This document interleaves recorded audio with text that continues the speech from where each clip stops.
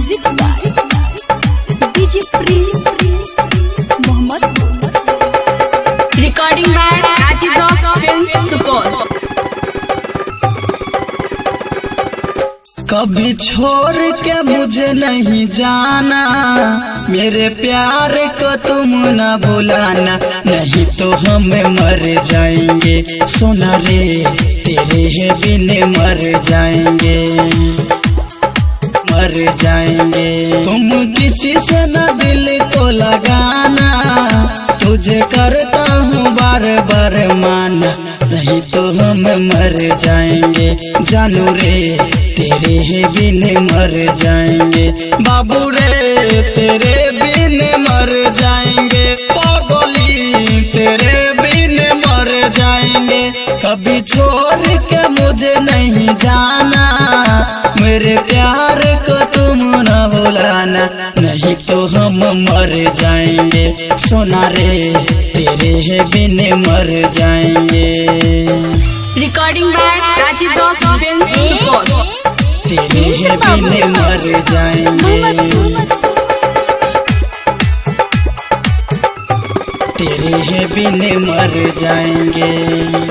तेरे सिवा दिल में कोई नहीं है, गाल चुमने के बाद चैन नहीं है रे जानू, तेरे बाबू।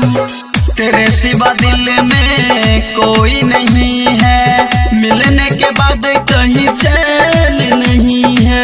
दर्द जुदाई सहता हूँ पगली, जीता हूँ अब रैन में।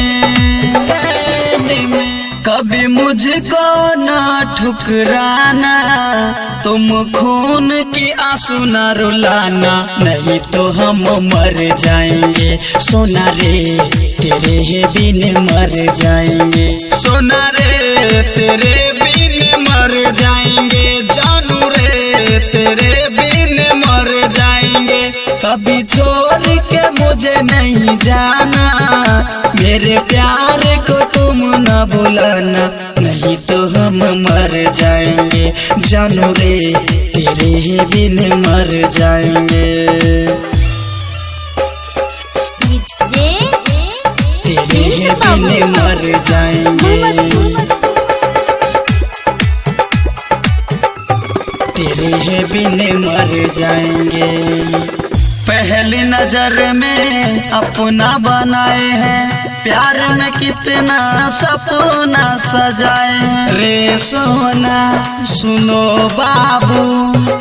पहली नजर में अपना बनाए हैं, प्यार में कितना सपना सजाए हैं, हाथ में हाथ डाल के जाने मन कितना कसम खाए हैं।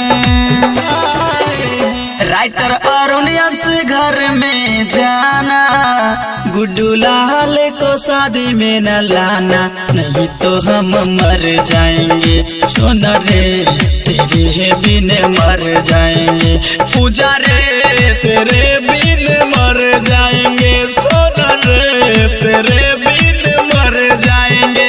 कभी छोड़ के मुझे नहीं जाना, मेरे प्यार को तुम न भुलाना, नहीं तो हम मर जाएंगे बाबू रे, तेरे ही बिन मर जाएंगे। Recording by Rajiv